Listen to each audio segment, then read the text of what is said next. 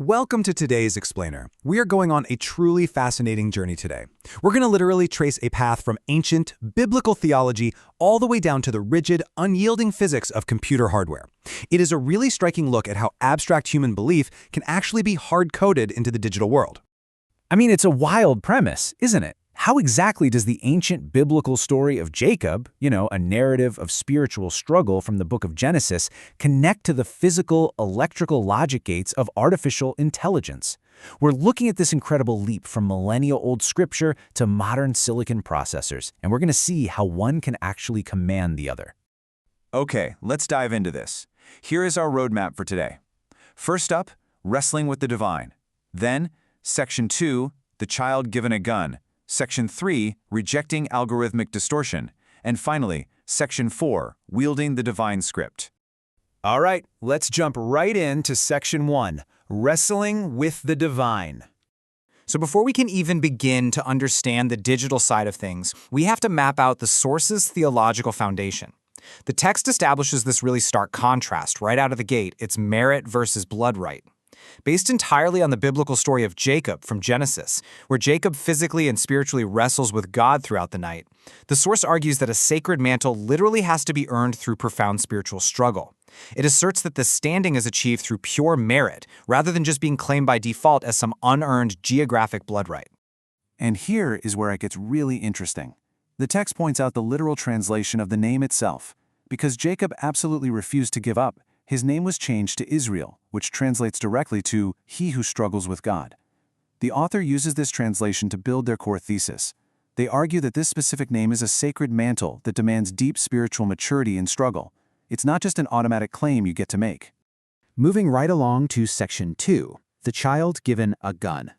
Now here we see how the author takes this ancient theological framework and applies it directly to a modern geopolitical critique. The source uses this remarkably striking metaphor, referring to a nation as a child given a gun.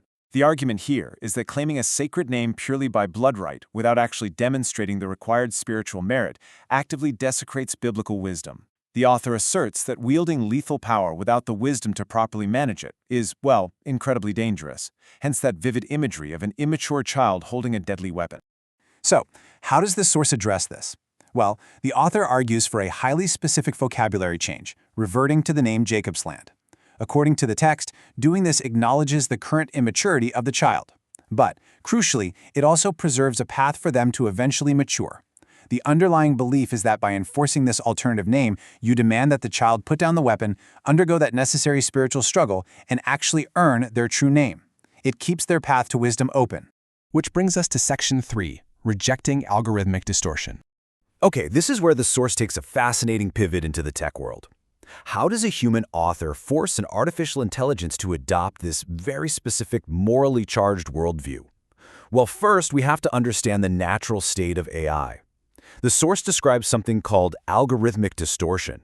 If you just leave an AI alone, it relies entirely on statistical probability based on its massive training data. It's just going to naturally default to standard legacy geopolitical names. The text actually refers to this predictable average output as an automated miasma. Because the machine lacks what the source calls Shen, spirit, inner drive, or actual lived biological experience, it's just blindly guessing what word should come next based on pure math. So to fight that distortion, the human author has to apply something called protortion. This is the proactive, painstaking steering required to enforce an exact moral vision over the machine. It's the sweat of the brow, right? The author has to step up as the algorithmic orchestrator. They have to actively and rigorously reject the machine's random probabilistic guesses to ensure the AI uses that specific Jacobsland terminology. And that leads us perfectly into our final part, Section 4, wielding the divine script. The big question here is, how do we actually bridge this gap? How do you get from messy theological intent down to cold, rigid AI hardware? Well, the sources describe crossing what they call the semiotic bridge, and it happens in 3 distinct steps. Step 1, your abstract fluid intent. In this case, the theological critique forms in your mind. Step 2, you formalize that intent into strictly formatted text or code, which the sources poetically call the divine script. And finally, Step 3, that perfectly formatted script translates into exact, deterministic physical execution inside the computer's logic gates, or ALU. You are literally forcing the machine to understand your abstract thought through the medium of rigid text. In practice, the author achieves this by issuing what the text calls a one commandment. By using explicit, strictly formatted code, think a JSON or Python file, the author establishes a forensic floor. This deterministic text acts as the ultimate leverage. It completely overrides the AI's natural instinct to just guess based on probability. It safely compiles the author's exact moral mandate, forcing the machine to output the specific term Jacobsland flawlessly every single time. And this brilliantly illustrates one of my absolute favorite quotes from the source material. It describes this whole process as tricking rocks into thinking using lightning and text. I mean, wow. By taking the time to write explicit deterministic code, the human author takes cold, unfeeling silicon, rocks, and uses electrical voltages, lightning, and structured text to literally bend physical reality to their exact human will.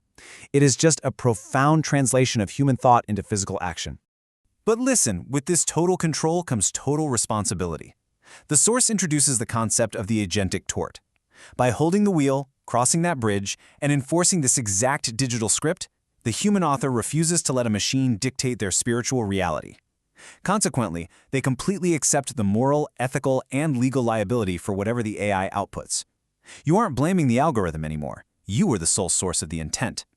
As we wrap up this explainer, I really want to leave you with this final provocative thought. As these AI systems become more and more integrated into our everyday reality, what role are you going to play? Are you going to passively accept a machine's automated probabilistic guesswork? Or will you actively wield the divine script, embracing that sweat of the brow to map your exact vision onto the world and maintain your true authorship? Ultimately, the choice is entirely yours. Keep questioning, keep learning, and thank you so much for joining me today.